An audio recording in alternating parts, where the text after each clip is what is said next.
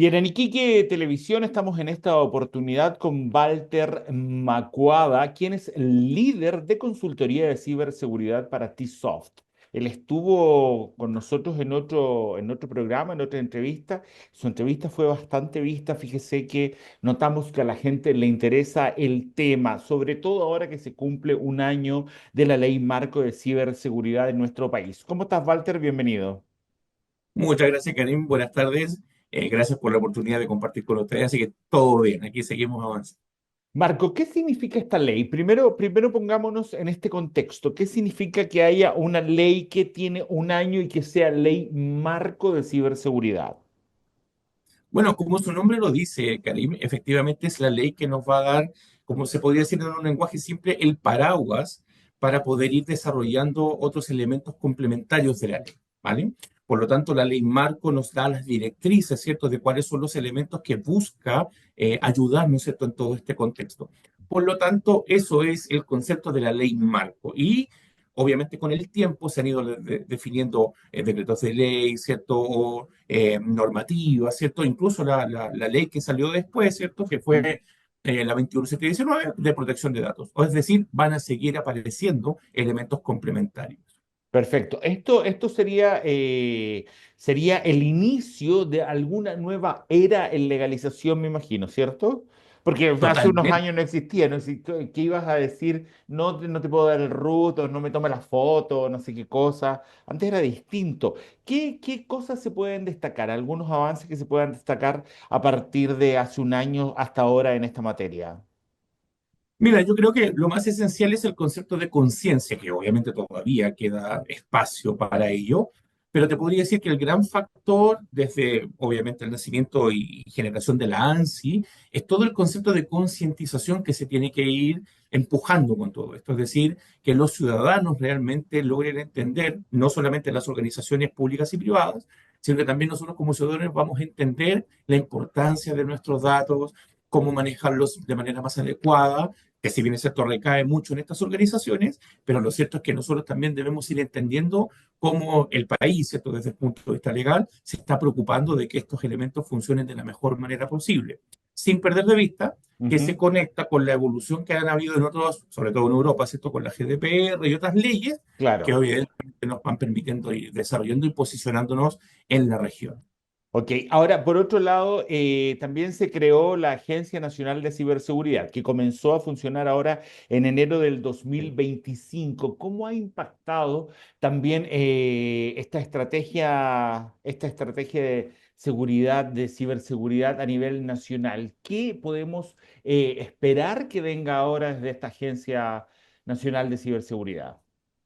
Mira, por sobre todo, no solamente el concepto de centralización de incidentes y comunicación, sino que además, obviamente, la idea, y aquí es como la línea central de todo esto, es que esto permite integrar, ¿cierto? Conocimiento, información entre todos los que, organizaciones públicas y privadas que van a estar concentradas en función de la ley. Porque Ya. antiguamente las situaciones que ocurrían en una organización y a veces no se sabía, se mantenía en secreto y nada de eso, había aprendizaje, comunicación. Hoy día tú puedes entender que si un banco es atacado, probablemente ese banco no vaya a ser el primero. Por lo tanto, uno de los aspectos esenciales es poder generar comunión, ¿cierto?, en todas nuestras entidades para que así exista un nivel de información y conocimiento transversal que nos permita proteger y aprender de, obviamente, las situaciones que ocurren. Ok, ¿qué vamos a ir viendo? Es lo que hablábamos un poco fuera de cámara, que yo también te dije que la entrevista anterior fue sumamente vista, y yo la he visto en muchas redes sociales replicada, digamos, no por el canal ni por mí, sino por otras entidades, por otras personas, y he visto un comentario que también obviamente me hizo pensar y que te lo quiero preguntar en esta oportunidad. Alguien comenta ahí. Sí, pero la ciberseguridad es súper alejada de la población común. No es un tema que los ciudadanos de a pie conversemos. ¿Cómo lo ves eso? Tiene cierto, se podría decir, de razón en el sentido de, efectivamente, no es algo que quizás se conversa mucho y eso es real. Pero hay que entender que el concepto hoy día de la ciberseguridad quizás como concepto uno no lo ve tan cercano, pero en realidad desde un concepto muy básico como tu celular o tu correo electrónico, hoy día tú tienes ahí información importante, tienes Sí. información, ¿cierto?, en tu celular, de contactos, de tus transacciones, etcétera. Entonces, no está alejado en la realidad ni en lo técnico.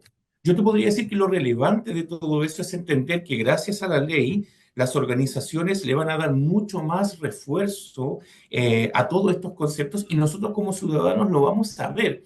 Por ejemplo, va a haber un concepto de consentimiento. Antiguamente a ti te pedían el root.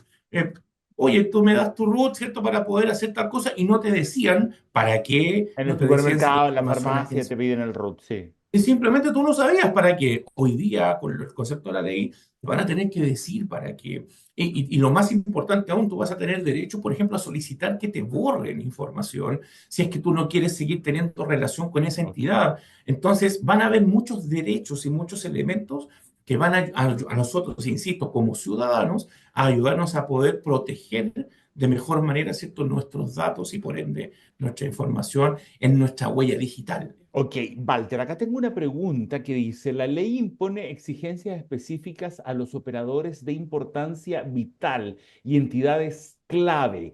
¿Cómo han respondido las empresas a estas nuevas regulaciones y qué brechas aún deben cerrarse? Pero primero explícame qué es un operador de importancia vital, por favor. Mira, un operador de importancia vital en la práctica está establecido como la entidad que hoy día provee servicios que son esenciales para la sociedad, ¿cierto? Para la comunidad. Por lo tanto, desde esa perspectiva, una entidad que provea, por ejemplo, servicios de electricidad, que hace poquito, ¿cierto?, tuvimos el Ya, famoso evento del corte, es total. una organización de importancia vital. Ahora, cuando mencionamos desde el punto de vista de si existen brechas o no, yo te podría decir que las organizaciones de importancia vital antes sabían, obviamente, que tenían ciertas responsabilidades, ¿cierto?, desde el punto de vista de su relevancia en la cotidianidad, ¿cierto?, en sus servicios. Lo importante de la ley es que hoy día viene, efectivamente, como dices tú, a establecer ciertas exigencias que en su gran mayoría, te podría decir, eran cubiertas por otros ámbitos desde el punto de Ok. vista regulatorio, porque no tenemos que perder de vista que igualmente estaban cercanas a elementos ya regulatorios previos.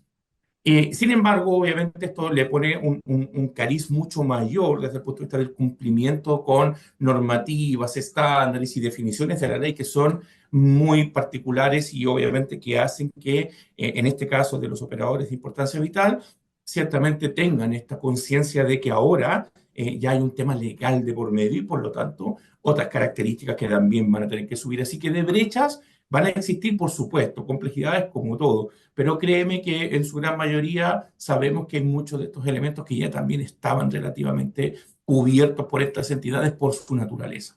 Ok, y ya lo último para ir cerrando, ¿cuánto tiempo va a demorarse el empresariado común, no el vital, sino que lo que es el banco o qué sé yo, en poder implementar esta ley, en que nos sintamos en Chile más seguros de ser menos estafados, menos robados, menos hackeados?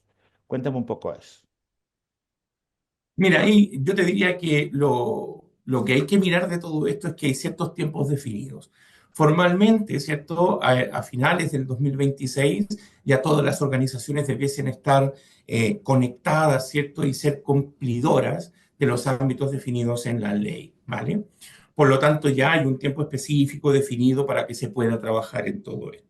Así que te diría que hoy día muchas organizaciones estamos apoyando a muchas de ellas, tratando de ir entendiendo justamente qué brechas existen, cómo las van a enfrentar, qué tecnologías hoy día tienen, etcétera. Así que es un camino que se está avanzando y que obviamente, insisto, muchas veces en esto lo he comentado otras veces, que es un proceso que vamos a ir descubriendo también en el andar, que cuánta brecha, ¿cierto? Y cuántos elementos. Pero sí quiero ser preciso en algo, Karim. Ujú. Y esto que mencionabas al final de que no vamos a ser o hackeados o víctimas, yo te diría que lo más importante es entender que todo esto busca una esencia de todo esto, que es proteger y prevenir. Ahora, prevenir no significa que no vamos a vernos Ah, afectos a un ataque.